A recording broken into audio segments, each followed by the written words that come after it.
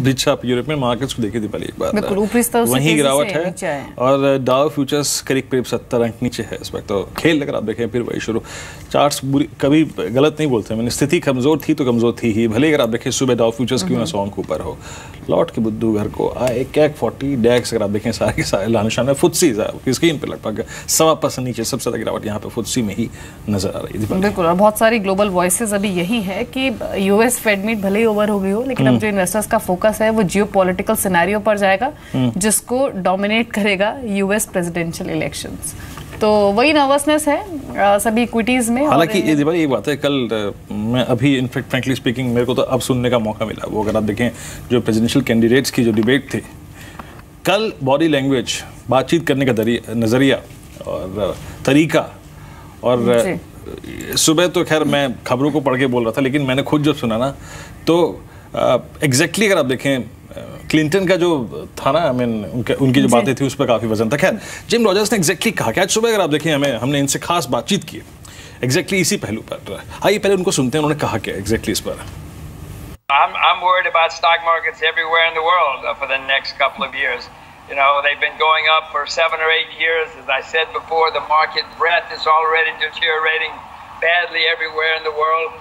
This has usually led to stock market declines nearly everywhere. So I'm very worried. If you look at the American stock market over the last 2 years, you will see that most stocks have been going down.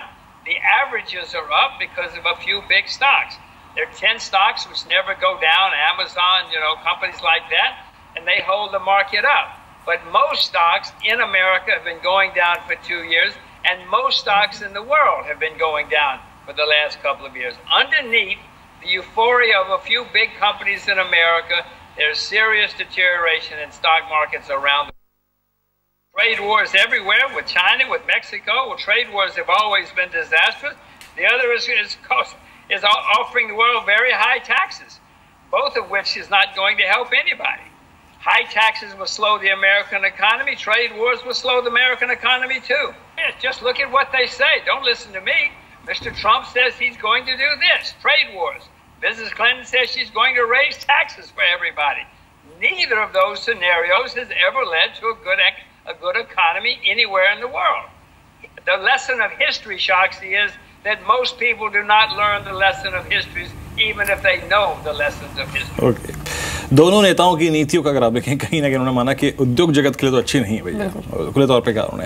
हालांकि भारत के परिप्रेक्ष्य में उनकी टिप्पणियां जो थी फिर भी अगर आप देखें थोड़ी सी कंफर्टेबल थी, लेकिन वो इक्विटीज पर उतना ज्यादा भी कंफर्टेबल है नहीं। अब इनफैक्ट यूएस मार्केट्स के लिए तो काफी चिंतित नजर आ रहे थे, बोल रहे थे कि जो आने वाले 7-8 साल है वो काफी वरीसम हो सकते हैं, और जो हाल ही में रैली आई है उस पर भी उनको भरोसा नहीं है। कमोडिटीज पर फिर भी थोड़ा सा वो कंफर्टेबल दिख रहे थे, गोल्ड पर नहीं। गोल्ड के प्राइसेस को वो कह रहे थे काफी चल चुके हैं, I am not buying gold, पर डेफिनेटली कुछ सिलेक्टिव कमोडिटीज को देखा जा सकता है। लेकिन जब उनसे इनफैक्ट पूछा भी गया कि आप कौन से कैंडिडेट को वोट करेंगे, तो उन्होंने कहा मैं किसी को वोट नहीं करूंगा। I do not like both of them. Last time in fact हमारे साथ शेहबाज में जो who is your preferred presidential candidate, उन्होंने कहा नो वन। बड़ा रोचक तक आप देखें।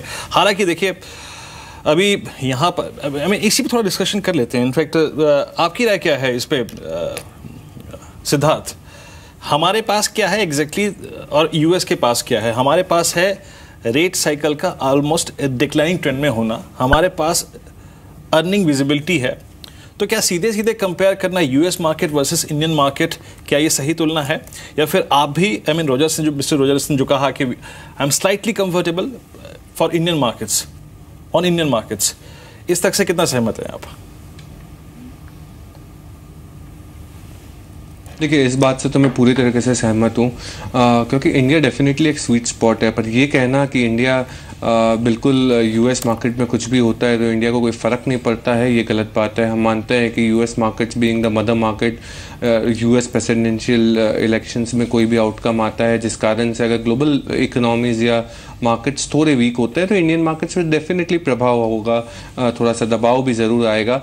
बट ओवरऑल पर्सपेक्टिव से जहां हम देख रहे हैं मिड कैप या स्मॉल कैप पिछले 4 से 5 सालों में, इवन लार्ज कैप की भी अगर बात करें compare to the big INCs of the world, हमारे लार्ज कैप उतने अच्छे परफॉर्म नहीं किए हैं पिछले कई सालों में, अब जाके अर्निंग्स अच्छी आती जा रही है, तो हम मानते हैं कि काफ़ी India is in a sweet spot. Definitely आपने जैसे कहा कि मैक्रोज इंप्रूव होते जा रहे हैं और सबसे बड़ी चीज़ है इंटरेस्ट रेट साइकिल जो हम अभी भी मिड वे में है। हम मानते हैं कि काफ़ी ज़्यादा स्कोप है यहाँ पे नीचे जाने में इंटरेस्ट रेट को।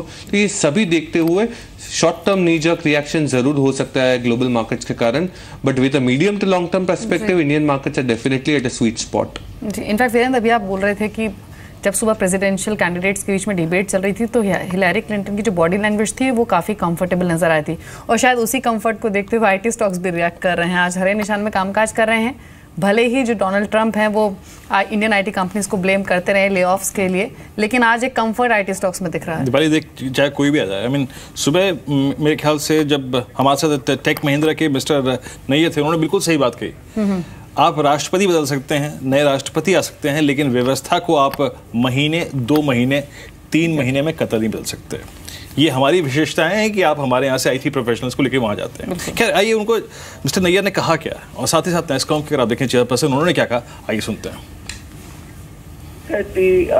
स्ट्रेटेजिक कमर्शियल डायलॉग इंडिया और यूएस के बीच जो आर्थिक जो रिलेशनशिप है इस वक्त जी, if you see in that I think it is a part of that, and it is not is something which is not only good for India, it is something which is good for the US, because it is the IT industry of India which helps corporate America to remain competitive and grow more jobs in the US. Okay. So even if they want to have more jobs in the US, they need the Indian IT industry from India to work with them.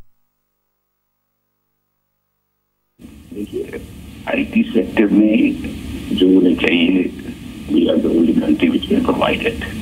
They can't build this capability overnight. And it's not only that. We have shown it to them that we are instrumental in creating jobs in America. So, and mercifully, Trump has not focused on India. Assuming that he comes in, the realities of office and the responsibility which goes with it will detect. And he will realize that he cannot overnight create a crop of technologists in that country. So I am not overly worried about this rhetoric, because rhetoric does not convert it to reality. These are political posturing. So I'm not even certain that he's going to make it up. चलिए, तो आपने सुना, अगर आप देखें तो यहाँ पे उद्योग जगत की, आई मीन आईटी जगत की एग्जैक्टली क्या टेक था इस पे।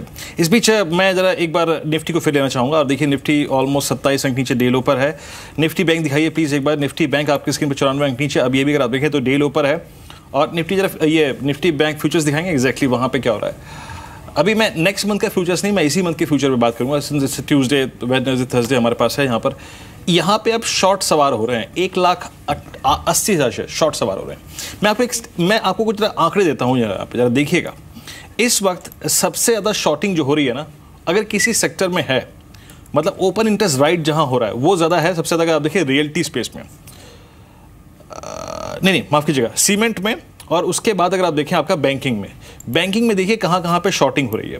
आगे कल जो मैं बात कर रहा था ना आपको कि बैंक और सीमेंट क्यों कमजोर लग रहे हैं, आप बैंकिंग में देखिए और कहाँ शॉर्टिंग हो रही है। Let's take first stock IndusInd bank, यहाँ पे OI 19% बढ़ा है। Can you believe, I mean the strongest structure within the banking space. यहाँ पे करीब 19% बढ़ा है ओपन इंटरेस्ट। उसके बाद एक कोटक महिंद्रा बैंक में और एक ओरिएंटल बैंक में, करीब ओरिएंटल बैंक में 10% का OI बढ़ा है। तो इन स्टॉक्स पर अगर आप देखें धीरे धीरे प्रेशर जो है वो आ रहा है। खैर इनमें बात करेंगे, हमारे साथ मिस्टर भसीन है इस वक्त बात करने के लिए। भसीन साहब, गुड आफ्टरनून कार्यक्रम में स्वागत है आपका। भसीन साहब, अभी ऑलमोस्ट 8600 की तरफ हम शायद जा रहे हैं। अभी 8690 को 8680 को वॉलेट करना कितना मुश्किल है या फिर बहुत आसान है? कन्विंसिंगली हम इसको वॉलेट कर सकते हैं, शायद 8500 की तरफ भी जा सकते हैं। क्या लगता है आपको इस वक्त?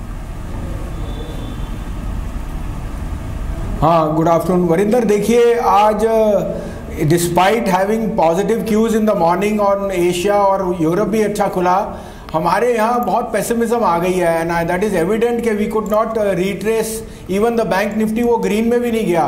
तो I think I don't rule out 8680 being taken out in the next day और सो, और मुझे लगता है 8550 और उससे नीचे जाने की 8500 तक एक बार ही आप हो सकता है इन दिस वीक। तो प्रोबेबिलिटी बहुत ज़्यादा है, क्योंकि across the board bank Nifty ने ऑलरेडी वो न्यू लो तोड़ दिया जो निफ्टी 8680 गया था, और वो बता रहा है कि the foreign selling is mostly concentrated in the private and the public banks, and bank Nifty is going to lead the market lower. तो मैं कहता हूँ हमें लगता है बहुत अच्छी प्रोबेबिलिटी है, और हमने आपको बताया था 8400 का टारगेट है हमारा, वो चाहे इस हफ्ते आए या नेक्स्ट हफ्ते आए, वहाँ तक मार्केट ज़रूर जाएगी। जी, तो यहाँ से मार्केट्स और नीचे आ सकते हैं ऐसा मिस्टर भसीन मानते हैं, और बैंक्स इस गिरावट को लीड रखेंगे। लेकिन मिस्टर भसीन, अब बैंकिंग के साथ साथ जो रीसेंट रैली रही थी मार्केट्स में, उसे बैंक्स ने लीड किया था, और बैंक्स के साथ साथ ऑटोमोबाइल्स भी इक्वली पार्टिसिपेट कर रहे थे। तो अभी ऑटोज हालांकि थोड़ा संभल कर ही कामकाज कर रहे हैं बीते कुछ सेशंस में, ऊपरी स्तरों से तो ये स्टॉक्स भी हल्के थोड़े बहुत नीचे आए हैं, लेकिन फिर भी अगर हम बैंकों से कंपैरिजन करें तो प्राइस बिहेवियर इन स्टॉक्स का फिर भी ठीक ठाक रहा है इन 2-3 सेशंस में। तो यहाँ अभी क्या करेक्शन यहाँ भी स्ट्रेच हो सकती है, क्योंकि ये भी इक्वली एक अच्छा मूव देकर अभी ठहरे हुए हैं, इन स्तरों से नीचे आने की प्रोबेबिलिटी लग रही है ऑटो शेयरों की भी। हाँ देखिए दीपाली, ऑलरेडी ऑटो में टाटा मोटर जो 605 रुपये गया था, ऑलमोस्ट 75 रुपये घट चुका है। It has corrected 15%, which is not a small amount. तो आपको ये देख के चलना है कि कई ऑटो के स्टॉक्स में बहुत ज़्यादा फ्रॉथ है, और वो भी आज नहीं तो परसों ये एक्सपायरी के बाद थोड़ा कम हो सकता है। हमारे को लगता है मारुति और हीरो मोटोकॉर्प, ये जो शेयर्स हैं, मारुति पे अभी आपने $100 येन का इक्वेशन डाला ही नहीं, उन्होंने अपने आप आपको वार्न किया है कि 150 basis point it will affect there margin, और हम अभी भी एक कंजम्पशन लेड बूम में बहुत बुलिश हैं। तो आई थिंक यहाँ से ब्लड लेटिंग और हो सकती है, जैसे आपने टिप्पणी की है, and it's a matter of time. Along with banks, autos have been an outperformer. अभी भी autos are not correcting, but I think it's a matter of time, autos can also fall into. यहाँ पे अगर कोई चीज़ अच्छी दिखती है तो वो फार्मा और IT है, उनका डिफेंसिव कलर वापस आने की बहुत अच्छी संभावना है। फार्मा में अगर आप देखें, रंग भरने की अगर आप देखें पॉसिबिलिटी तलाश रहे हैं मिस्टर भसीन, अगर रंग भरना है तो कहाँ भरें? I mean Aurobindo pharma, doctor Reddy's, Lupin, Sun pharma, Biocon, Syngene, Dishman pharma, Bal pharma, Marksans pharma. Ashish, आपको कहाँ पे अपॉर्चुनिटी नजर आ रही है इस वक्त फार्मा में? देखिए, जैसे मैंने कहा, 2 स्टॉक हमें पसंद है। औरबिंदो फार्मा ऑलमोस्ट 940-950 के स्तरों के लिए अच्छा लगता है, काफ़ी स्ट्रांग है। 825 का एक स्टॉप रख के लॉन्ग पोजीशन यहाँ बनाई जा सकती है। और दूसरी पिक मैंने जैसे कहा टोरेंट फार्मा, जो मुझे 1800 से 1850 के टारगेट्स इस स्टॉक के अंदर में लगते हैं, और दोनों ही मुझे लगता है कि short to medium term delivery के नज़रिए से एक अच्छी अपसाइड ये दोनों स्टॉक दे सकते हैं। जी मिस्टर भसीन, आपने फार्मा IT की बात की, तो मैं IT पर एक कॉमेंट आपका देना चाहूँगी। बहुत समय बाद कोई वॉइस हमें सुनने को मिली है जो कि IT स्टॉक्स पर काफ़ी बुलिश नज़र आ रही है। अभी बीते कुछ महीने तो काफ़ी अनसर्टेन रहे IT के लिए, फिर चाहे वो ब्रेग्जिट हो, BFSI सेगमेंट की ग्रोथ को लेकर क्वेश्चंस हों, या फिर कॉर्पोरेट अर्निंग्स हों IT स्पेस में ही। अभी ये वापस से US प्रेसिडेंशियल इलेक्शंस को लेकर फिर से IT शेयरों की बातचीत हो रही है। नवंबर में इलेक्शंस हैं, तो क्या आपको नहीं लगता कि अगले 1-2 महीने थोड़े से और वॉलेटाइल हो सकते हैं या फिर अनसर्टेन हो सकते हैं IT कंपनियों के लिए? एक तो US प्रेसिडेंशियल इलेक्शन, और दूसरा जो अर्निंग्स आने हैं उनको लेकर भी बहुत हाई होप्स नहीं है। TCS माइंट्री जैसी कंपनी ऑलरेडी एक ब्रीक आउटलुक शेयर कर चुकी हैं अर्निंग्स को लेकर। हाँ Deepali, very nice, you have summed it up very well, और that will be the key के what will be the impact of mister Trump and so on. मगर हमें लगता है these ideas are far fetched that they will be so much of pressure on non IT companies, on IT companies on the visa front. वो एक there is always a difference between the bark and the bite. However हमें लगता है वो काफ़ी कुछ discount हो चुका है। आज आप देखिए, ये कल लाइव आया था उनका डिबेट, और सबसे बड़ा प्रॉक्सी यही था कि outsourcing might be under threat, लेकिन फिर भी आपको देखिए HCL, Wipro are leading from the front. तो हमें लगता है most of the bad news is in the price. अगर आपको 1 साल का नजरिया रखना है और इस टाइम पे मार्केट में निवेश करना है, तो some of these front line IT companies with a 1-year perspective offer a brilliant return. They will have priced in most of the negatives, और उनका जो आगे फॉरवर्ड है, 1 क्वार्टर का वीकनेस आप देख सकते हैं, but I think after 1 or 2 quarters you should definitely see stability in the margins and an uptick in the volume. So we are relatively bullish with a 1-year perspective on 3-4 of the large IT companies.